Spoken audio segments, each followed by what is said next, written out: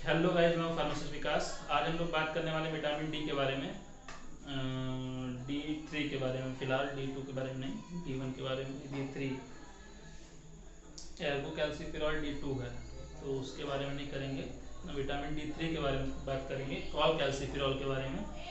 तो पहले तो जान लेते हैं विटामिन डी क्या है ना। विटामिन डी देखिए, हमारी बॉडी में सोर्स तो सबको पता है, सनलाइट है ना। बट हमारी बॉडी में कैल्सीट्रायोल, जो कि अगर आपको मैं दिखाऊं तो इसमें प्रेजेंट है कैल्सीट्रायोल, है ना। तो कैल्सीट्रायोल इनएक्टिव फॉर्म में हमारी बॉडी में प्रेजेंट है।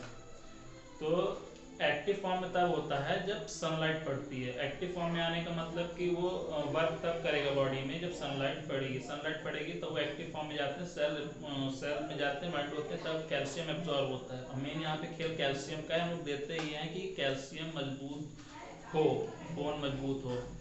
तो क्या होता है कि अगर ये मान लीजिए इनएक्टिव फॉर्म में है और कैल्शियम बाइंड वो एब्जॉर्ब नहीं हो रहा है, तो लीवर किडनी इसको एक्सक्रीट कर देगी।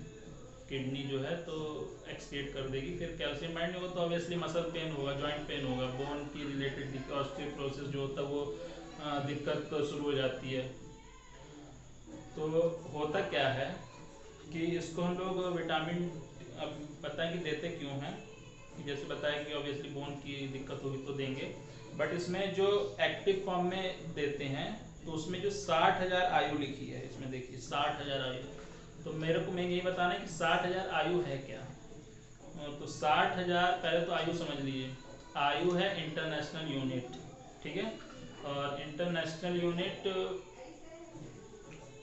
जो है इसमें, तो वो अगर मैं कंपेयर करूं ग्राम से, माइक्रोग्राम से, तो 1 माइक्रोग्राम इज इक्वल टू 40 आयु, है ना। तो इसमें जो कॉल कैल्सीफिरॉल है ये एक्टिव फॉर्म में है ना। कॉल कैल्सीफिरॉल ये एक्टिव फॉर्म में है।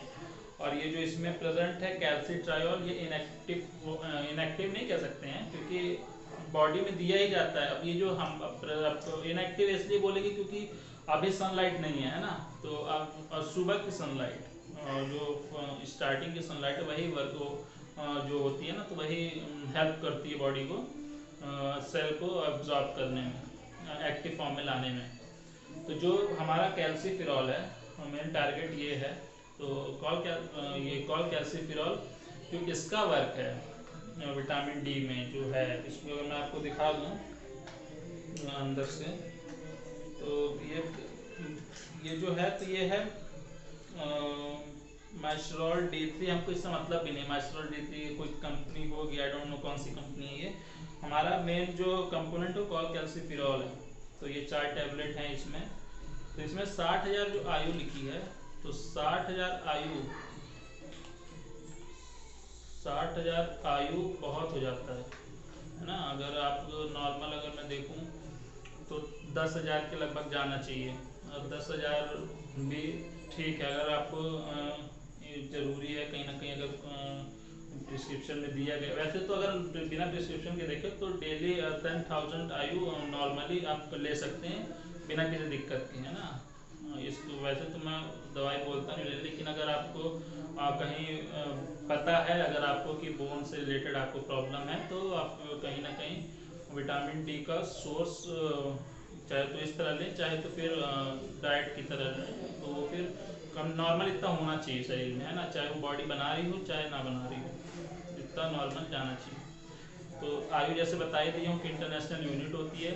और ये जो अभी जैसे इसमें लिखा है, अगर मैं इनएक्टिव फॉर्म की बात करूँ तो कैल्सीट्रायोल जो है, तो इसको 0.25 mcg है, माइक्रोग्राम, है ना। तो mcg जैसे बताया हूँ कि मतलब 1 UI से भी कम है ना। इंटरनेशनल यूनिट आयु से, 1 आयु से भी इसमें फिलहाल कैल्सीट्रायोल कम मिला हुआ है। तो ऑब्वियसली ये उतना उस मेन कैल्सीट्रायोल ये विटामिन डी के लिए मेन नहीं दिए गए हैं, मेन दिए गए कैल्शियम और जिंक के लिए।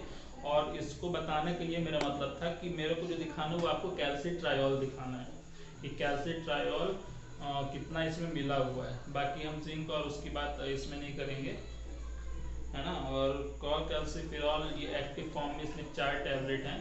तो मेन जो बताने का पर्पज़ ये है कि इसको आप अगर लेना चाहें तो ले सकते हैं। अगर आपको ऑलरेडी डायग्नोस हो रखा है कि आपको बोन से रिलेटेड कोई प्रॉब्लम है तो नो डाउट जाना चाहिए। 10,000 आयु कम से कम जाना चाहिए।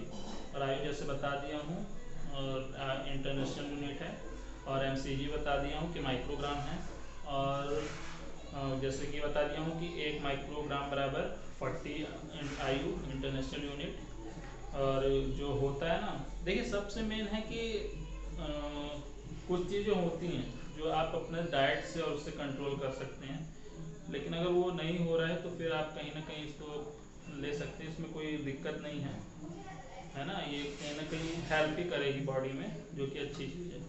तो मेरा बताने का आज यही मकसद था कि विटामिन D3 की जो कैप्सूल होती हैं तो एक्टिव फॉर्म में कैसे दी जाती हैं। ये एक्टिव फॉर्म ही, ये कैल्सिफेरॉल एक्टिव फॉर्म में दी जाता है ना। तो थैंक यू सो मच, जय हिंद।